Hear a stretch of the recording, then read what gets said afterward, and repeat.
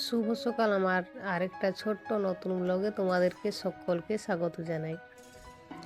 ভিডিওটা আমার যে যেখান থেকে দেখছো তাদেরকে অনুরোধ করছি যে পুরো ভিডিওটা দেখার জন্য। আর ভিডিওটা দেখার পর যদি একটু কোথাও ভালো লাগে থাকে তো অবশ্যই সাবস্ক্রাইব করে আমার ছোট্ট চ্যানেলের পাশে থাকবে। এই ভিডিওটা হচ্ছে ডিসেম্বরের 31 তারিখের, তো সময়ের অভাবে ভয়েস দেওয়ার জন্যে ভিডিওটা ছাড়া হয়নি, ভয়েস দিতে পারেনি। তো ইয়ারা যত যে আমাদের এইখানে ছোট ছোট বাচ্চারা আছে তারা বলছে যে আমরা আজকে ছোটোখাটো একটা পিকনিক করব। ওই খেলনাবাটি যেরকম খেলে ঠিক সেরকম। আগে যখন আমরা খেলছি তখন বালির ভাত তরকারি বানাতি আর পাতা দিয়ে রুটি বানাতি, আর ইয়ারা আজকে অরিজিনাল মানে যেরকম রুটি করি ঠিক সেরকম ওরা আটা সানি নিয়ে রুটি বানাবো বলছে। স্নান খাওয়া দাওয়া সব হয়ে গেছে, তারপরে এই যে ওরা কাজে ব্যস্ত হয়ে আছে, নিজের হাতে রুটি বানাই খাবে। আর এত সুন্দর এরা কাজ করছে দেখেই মনে হচ্ছে যে একটু ভিডিও করব। দেখো যে যেরকম পাচ্ছে ঠিক সেরকমভাবে ব্যস্ত হয়ে আছে আর এত আনন্দ সহকারে কাজ করছে।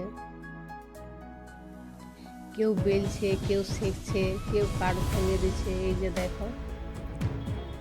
তবে ঘরে যদি কোনো দিন এদেরকে কাজ কিছু বলা হয় তখন কিন্তু কেউ কথা শুনে না অত সহজে, যে তখন বলে যে আমি পারবো না। আর এখন দেখো কত আনন্দ সহকারে করছে। রুটি বেলছে কিন্তু গোল হচ্ছে না। তো তখন দেখছি যে একটা গ্লাস এনেছে, গ্লাসে কাটছে। প্রথম আমি বুঝতে পারিনি যে এত সুন্দর রুটিটা গোল হচ্ছে কী করে, তারপরে দেখি যে গ্লাসে কাটছে। তো রুটির সাইজটা দেখো মানে পুরীর থেকেও ছোট।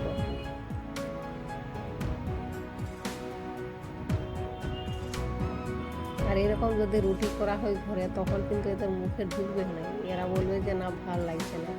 আর ওই যে এখন নিজের হাতে করে খাচ্ছে, তো ওরা বলছে মানে একটাও ছাড়বে না, সব কিন্তু খাবে, শেষ করে দেবে।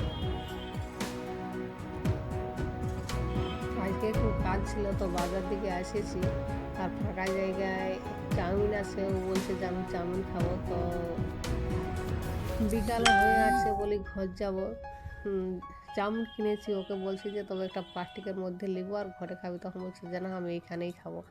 তারপর ফাঁকা দিকে দেখছি যে সরস্বতী পূজা তো আর বেশি দেরি নেই, এই যে প্রতিমা বোনার কাজ তোড়ঝোড় শুরু হয়ে গেছে।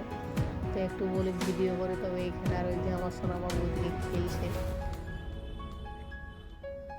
5টা বাজে গেছে, এখন ঘর যেতে হবে। আর আমাদের এদিকে কিন্তু এখন হাতি বার হচ্ছে, ওই জন্য ভয় লাগছে যে আলোবেলায় যেমন ঘর পৌঁছে যায়। আর এই যে দেখো পাহাড়